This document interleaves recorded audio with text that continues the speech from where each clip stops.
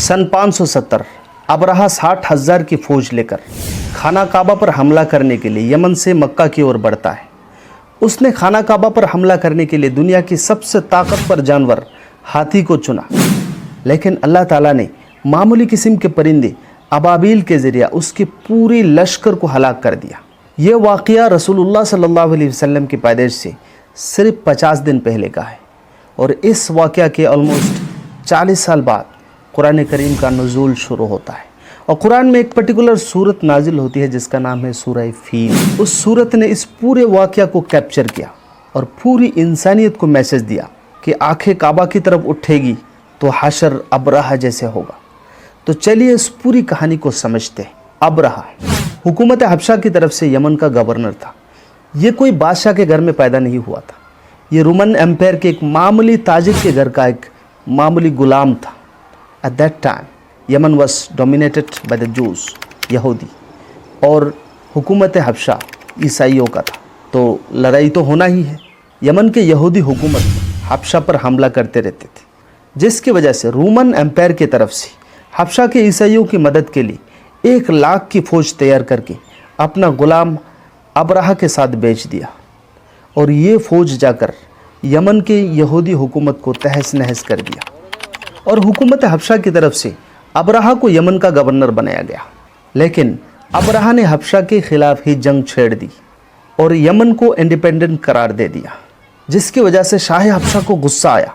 उसने फिर से एक बड़ी फ़ौज तैयार की, लेकिन इस बार अबरहा के ख़िलाफ़ भेज दिया। लेकिन इस फ़ौज ने हुकूमत हबशा से बगावत कर ली और अपने ही जनरल को कत्ल करके अबरहा के सामने पेश किया, और पूरा 1 लाख फ़ौज अबरहा के साथ हो गया, जिसकी वजह से अबरहा ज़बरदस्त बादशाह बन गया।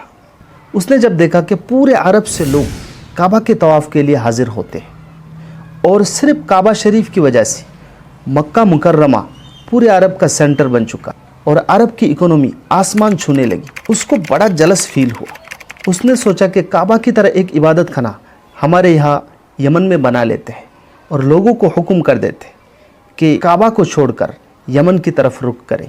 सो उसने यमन के कैपिटल सना में एक चर्च बनवाया और करोड़ों का खर्चा करके उसको हीरे जवाहरात से भर दिया, और ऐश व इशरत और एंटरटेनमेंट का पूरा ख्याल रखा।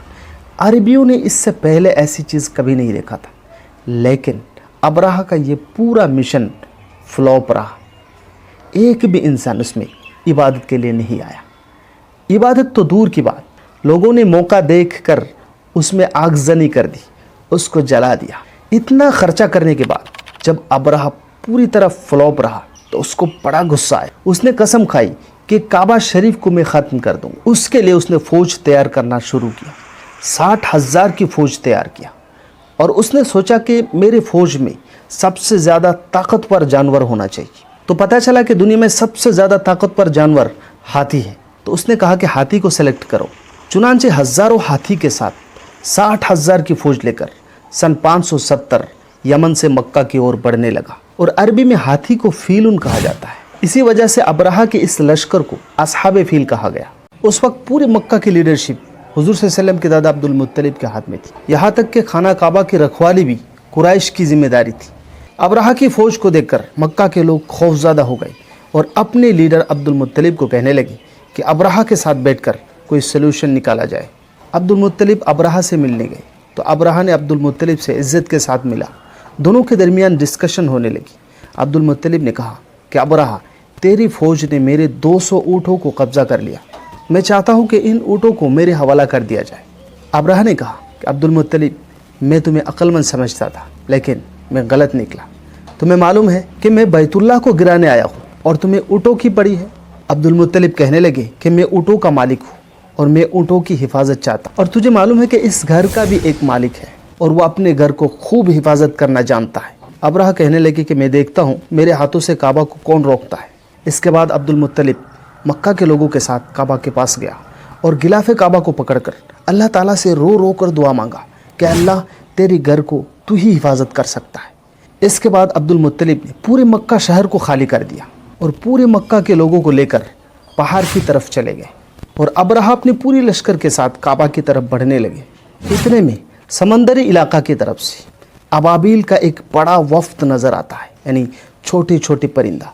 हर एक परिंदे के पास 3-3 कंकर थे, छोटे छोटे कंकरी, एक चोंच में और 2-2 पैरों के अंदर।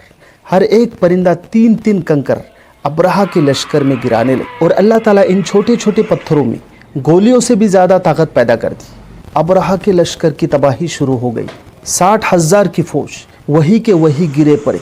कुरान कहता है कास्फ़ि माकूल, वो ऐसे पड़े हुए थे, उन लोगों की हालत ऐसी हो गई जैसा कि कोई भूसा खाकर गिरा दिया गया हो। अब्राहा का भी इंतकाल हो, और इस वाक़या के सिर्फ 50 दिन बाद मक्का में रसूलुल्लाह सल्लल्लाहु अलैहि वसल्लम का जन्म होता है।